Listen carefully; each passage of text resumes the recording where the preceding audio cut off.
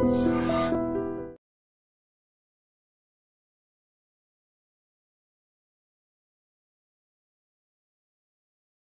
Gold trusted gold buyers. మీరు తాకట్టు పెట్టిన బంగారాన్ని విడిపించి ఈ రోజు ఉన్న మార్కెట్ ధరకు కొనబడును.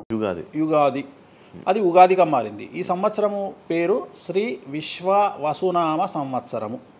ఈ సంవత్సరానికి అధిపతి రవి అంటే సూర్యుడు. సో ఈ సంవత్సరము ఎలా ఉండబోతుంది ఓవరాల్ సంవత్సరము అంటే, రవి అంటే రాజు, రాజకీయాలు, పబ్లిసిటీ, ఈ మూడు రవి కమాండ్ చేస్తాడు. అంటే ఈ సంవత్సరము బాగా బాగా బాగా ఎఫెక్ట్ అయ్యేటువంటి వాళ్ళలో రాజకీయ నాయకులు నెంబర్ 1 పొజిషన్లో ఉన్నారు. దేశాలు ఉన్నాయి అంటే దేశాల మధ్యన, రాష్ట్రాల మధ్యన యుద్ధ వాతావరణము, రాజుల మధ్యన వైరము, రాజులకు ప్రాణగండము, రాజులకు కారాగార వాసము, ప్రకృతి వైపరీత్యాలు, మరీ ముఖ్యంగా అగ్ని ప్రమాదాలు, విమాన ప్రమాదాలు, పడవ ప్రమాదాలు, రైలు ప్రమాదాలు, సో అనుకోని ప్రదేశాలలో అగ్ని ప్రమాదాలు, అలాగే సునామీ హెచ్చరికలు, అలాగే నగరాల్లో విపరీతమైన వర్షపాతము, అండ్ మరీ ముఖ్యంగా ఈ సంవత్సరం విడాకుల సంఖ్య చాలా ఎక్కువ. అలాగే వీటిలో పాజిటివ్ తీసుకుంటే ఆడవారికి విపరీతమైన రాజయోగము, అంటే ప్రాముఖ్యత అనేది ఈ సంవత్సరం ఆడవారికి పెరుగుతుంది. అలాగే 25 సంవత్సరాల నుండి 35 సంవత్సరాల యువతలో ఎక్కువగా కార్డియాక్ అరెస్ట్లు అంటే చనిపోవడము, అలాగే కన్ను లేదా చర్మానికి హార్ట్, లివరు సంబంధించినటువంటి ఏదైనా ఒక వైరస్ బాధించే అవకాశము. సో ఇవన్నీ కూడా ఈ సంవత్సరం ఉన్నాయి. దీనికి కారణం షష్ఠగ్రహ కూటమి అని మీనరాశిలో ఏర్పడుతోంది. సో షష్ఠగ్రహ కూటమి 2019 డిసెంబర్లో ఏర్పడ్డప్పుడు మనకు కరోనా వచ్చింది. అలాగే ఈ సంవత్సరము మార్చి 30వ తేదీ 2025 సంవత్సరంలో మనకు మళ్ళీ షష్ఠగ్రహ కూటమి మీనరాశిలో ఏర్పడుతోంది.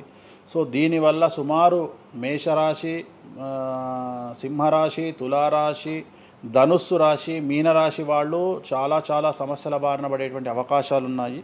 ఇది ఓవరాల్ సంవత్సర ఫలితం. ఇక మేషాది మీనరాశిలో ద్వాదశ రాశులను తీసుకున్నట్టయితే మేషరాశి గురించి తీసుకుంటే, మేషరాశికి ఎవరైతే 1995 నుండి 2003 మధ్యన జన్మించి ఉన్నారో వాళ్ళందరికీ ఈ సంవత్సరము రెండవసారి ఏలినాటి శని ప్రారంభమవుతూ ఉంది.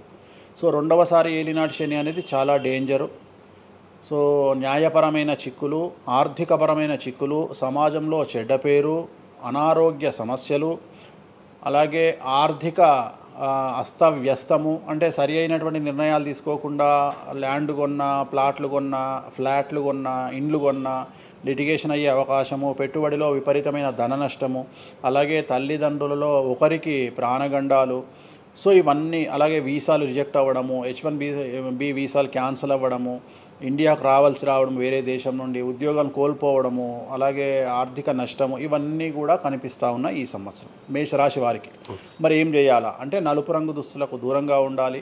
తిరునల్లార్ శనీశ్వర ఆలయంలో ప్రత్యేకమైన శని పూజ నిర్వహించుకోవడం ద్వారా సమస్యల నుండి బయటపడేటువంటి అవకాశాలు 100కి 100% ఉన్నాయి. నెక్స్ట్ వృషభ రాశి. ఈ సంవత్సరం 100కి 100% అనుకూలంగా ఉన్నటువంటి రాశి వృషభ రాశి. పట్టిందల్లా బంగారంగా ఉంటుంది, ఏది చేసినా సక్సెస్ కనిపిస్తుంది. గత 5 సంవత్సరాల నుండి పడుతున్నటువంటి కష్టాలన్నీ తొలగిపోతాయి. సో ఆర్థికంగా విపరీతంగా ఉంటుంది. వ్యాపారంలో రూపాయికి 10 రూపాయల లాభం వస్తుంది. ఉద్యోగస్తులకు ట్రాన్స్ఫర్స్ ఉంటాయి, ప్రమోషన్లు ఉంటాయి. ప్రభుత్వ ఉద్యోగస్తులకు మ్యూచువల్ కింద భార్యాభర్తలు ఒకే ప్రదేశానికి వచ్చేటువంటి అవకాశాలు కనిపిస్తూ ఉన్నాయి. విద్యార్థులకు ఉత్తీర్ణత శాతం ఉంటుంది. అలాగే కోరుకున్నటువంటి యూనివర్సిటీలో ప్లేస్మెంట్స్ దొరుకుతాయి. అలాగే విదేశీ వీసాలు అప్రూవ్ అవుతాయి. రైతులకు 2 పంటలు అనుకూలంగా ఉంటాయి. కళాకారులకు మంచి కార్యక్రమాలు వస్తాయి. విదేశాల్లో కార్యక్రమాలు నిర్వహిస్తారు కళాకారులు. సో ఏ రకంగా తీసుకున్నా వృషభ రాశి వారికి అనుకూలమైన ఫలితాలు ఉన్నాయి. ఎటువంటి రెమెడీస్ అవసరం లేదు. నెక్స్ట్ మిథున రాశి. సో వ్యయగురువు నుండి జన్మగురువులోకి మారుతున్నటువంటి గురువు వల్ల విపరీత రాజయోగం అనేటువంటిది మిథున రాశి వారికి గోచరిస్తూ ఉంది. సో మిథున రాశి వారికి ఈ సంవత్సరం పట్టిందల్లా బంగారంగా ఉంటుంది. ఇంతకుముందు చెప్పినట్టుగా ఈ రాశికి కూడా 100కు 100% అనుకూలంగా ఉంది.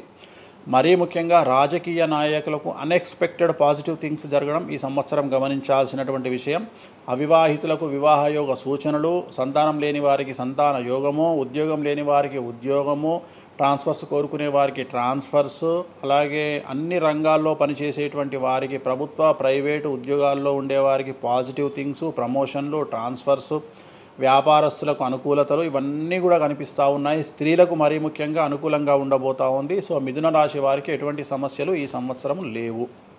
సో నెక్స్ట్ వచ్చే రాశి కర్కాటక రాశి. సో కర్కాటక రాశి వారికి సంబంధించి 100కు 90% అనుకూలమైనటువంటి ఫలితాలు ఉన్నాయి.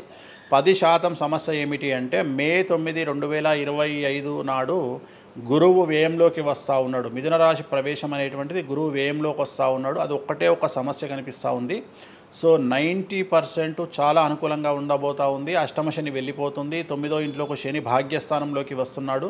సో అనుకూలమైనటువంటి ఫలితాలు ఉన్నప్పటికీ ఎవరైతే కర్కాటక రాశి జాతకులు 60 సంవత్సరాలు దాటి ఉంటారో వాళ్లకు సమస్యలు అనేటువంటివి, ఆరోగ్యపరమైన ఇబ్బందులు అనేటువంటివి కనిపిస్తున్నాయి. అలాగే తొందరపాటు నడక వల్ల, అంటే మెట్లు ఎక్కేటప్పుడు దిగేటప్పుడు నీరు ఉన్న దగ్గర నడిచేటప్పుడు జాగ్రత్తలు తీసుకోండి. ఎందుకంటే గురువు వ్యయం వల్ల కింద పడి కాళ్ళు చేతులు విరగొట్టుకునే అవకాశం ఉంది కర్కాటక రాశి వారికి. మరి రెమెడీ ఏమిటి అంటే ప్రతి గురువారం నాడు లెమన్ ఎల్లో షర్ట్ ధరించడం మగవాళ్ళైతే, ఆడవాళ్ళైతే లెమన్ ఎల్లో డ్రెస్సును ధరించడం వల్ల కర్కాటక రాశి వారు సమస్యల నుండి బయటపడతారు. నెక్స్ట్ సింహరాశి. సో సింహరాశి జాతకులకు అష్టమ శని ప్రారంభమవుతూ ఉంది. ఖచ్చితంగా అన్ని రంగాల వారికి, చిత్ర పరిశ్రమ వారికి, టీవీ రంగం వారికి, మీడియా రంగం వారికి, రాజకీయ నాయకులకు, వ్యాపారస్తులకు, అన్ని వర్గాల వారికి సమస్యలు ఉంటాయి. న్యాయ వ్యవస్థ పరంగా న్యాయపరమైన చిక్కులు ఉంటాయి. సంచలనాలు నమోదవుతాయి. మీడియాకి ఎక్కే అవకాశం ఉంది. సమాజంలో చెడ్డ పేరు, తల్లి తండ్రి లేదా భార్య భర్త తరపున ఎవరికైనా వాళ్లకు ఆరోగ్యపరమైన ఇబ్బందులు ఏర్పడే అవకాశం ఉంది. కాబట్టి ఖచ్చితంగా ధన నష్టం ఏర్పడుతుంది. అప్పులు చేయాల్సినటువంటి పరిస్థితి గోచరిస్తూ ఉంది సింహరాశి వారికి. మరి రెమెడీ ఏమిటి అంటే తిరునల్లార్ శనీశ్వర ఆలయంలో ప్రత్యేకమైన శని పూజ నిర్వహించుకోవడం ద్వారా సమస్యల నుండి బయటపడేటువంటి అవకాశాలు కనిపిస్తూ ఉన్నాయి. సో నెక్స్ట్ వచ్చిన రాశి కన్యారాశి. సో కన్యారాశి వారికి 6వ ఇంట్లో నుండి శని వెళ్ళిపోతూ ఉన్నాడు. ప్రజెంట్ శని 7వ స్థానంలోకి వస్తూ ఉన్నాడు. సో చాలా అనుకూలమైనటువంటి ఫలితాలు ఉంటాయి. నూతన పదవి, నూతన ఉద్యోగము, ఉద్యోగంలో ప్రమోషన్లు, కోరుకున్న చోటకి బదిలీలు, వ్యాపారంలో అన్ని రూపాయలకు ఎక్కువగా సంపాదించడము, స్త్రీలకు కోరుకున్న దానికంటే ఎక్కువ ధనం రావడము, భార్యాభర్తల మధ్య అన్యోన్యత, విద్యార్థులకు ఉత్తీర్ణత శాతం పెరగడము, అలాగే విద్యార్థులకు వీసాలు ఏర్పడము, కోరుకున్న ప్లేస్మెంట్స్ దొరకడము, రైతులకు 2 పంటలు అధిక దిగుబడి రావడము, ఇవన్నీ కూడా కన్యా రాశి వారికి కనిపిస్తున్నాయి. రెమెడీస్ అవసరం లేదు. ఈ సంవత్సరం చాలా బాగుంది. నెక్స్ట్ తులారాశి. సో ఈ అన్ని రాశుల్లోకి అతి డేంజర్ రాశి, సమస్యల బారిన పడే రాశి తులారాశి. ఎందుకంటే షష్టగ్రహ కూటమి ఎఫెక్టు 6వ ఇంట్లో, 6వ స్థానములో శని 6వ ఇంట్లో. సో తులారాశి అనేది అతి పెద్ద సమస్యను ఎదుర్కోబోతూ ఉంది. తులారాశి వారికి ఆర్థికంగా విపరీతమైనటువంటి రాబడి ఈ సంవత్సరం ఉంటుంది. డబ్బు మినహా అన్ని రకాలుగా మీకు సమస్యలు ఉంటాయి. డబ్బు కోరుకున్న దానికంటే ఎక్కువగా వస్తుంది. కానీ న్యాయపరంగా, ఆర్థికపరంగా, సామాజికంగా తప్పుడు నిర్ణయాలు లేదా తప్పుడు సమస్యలు లేదా సమాజంలో చెడ్డ పేరు, సమాజంలో సంఘంలో చెడ్డ పేరు, ఆరోగ్యపరమైన ఇబ్బందులు, న్యాయపరమైన చిక్కులు. సో తులారాశి వారికి ఏ విధంగా తీసుకున్నా ఒక్క డబ్బు మినహా మిగతా అన్ని సమస్యలే. డబ్బు రాబడి మాత్రమే గొప్పగా కనిపిస్తూ ఉంది. అన్ని సమస్యలే కనిపిస్తూ ఉన్నాయి. తిరునల్లార్ శనీశ్వర ఆలయంలో ప్రత్యేకమైన శని పూజ నిర్వహించుకోవడం ద్వారా సమస్యల నుండి బయటపడతారు. సో నెక్స్ట్ వృశ్చిక రాశి. సో వృశ్చిక రాశి వారికి అర్ధాష్టమ శని వెళ్ళిపోతూ ఉంది. సో చాలా అనుకూలంగా ఉంటుంది. కళాకారులకు, సినిమా స్టార్స్కు, టీవీ వాళ్లకు, మీడియా వాళ్లకు చాలా అనుకూలంగా ఉండబోతూ ఉంది. రాజకీయ నాయకులకు విశేషించి యోగకాలంగా భావించాల్సి ఉంటుంది. విద్యార్థులకు ఉత్తీర్ణత శాతం పెరుగుతుంది. వీసాలు దొరుకుతాయి. అలాగే విదేశాలకు వెళ్ళే వారికి ఉద్యోగాలు దొరుకుతాయి. అలాగే ఉత్తీర్ణత శాతం పెరుగుతుంది. ప్రేమ వ్యవహారాలు ఫలిస్తాయి. భార్యాభర్తల మధ్యన అన్యోన్యత ఉంటుంది. అవివాహితులకు వివాహ యోగ సూచనలు ఉంటాయి. అలాగే సంతానం లేని వారికి సంతానం ఉంటుంది. సో వృశ్చిక రాశి వారికి అన్ని రంగాల, అన్ని వర్గాల వారికి పూర్తి అనుకూలతలు ఉంటాయి. రెమెడీస్ ఏమీ లేవు, నెగిటివ్స్ ఏమీ లేవు. సో నెక్స్ట్ ధనుస్సు రాశి.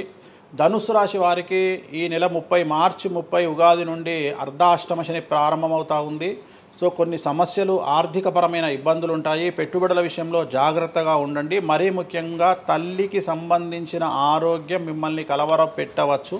సో తల్లిగారి ఆరోగ్యం పట్ల జాగ్రత్తలు తీసుకోండి. అలాగే పెట్టుబడుల విషయంలో జాగ్రత్తలు తీసుకోండి.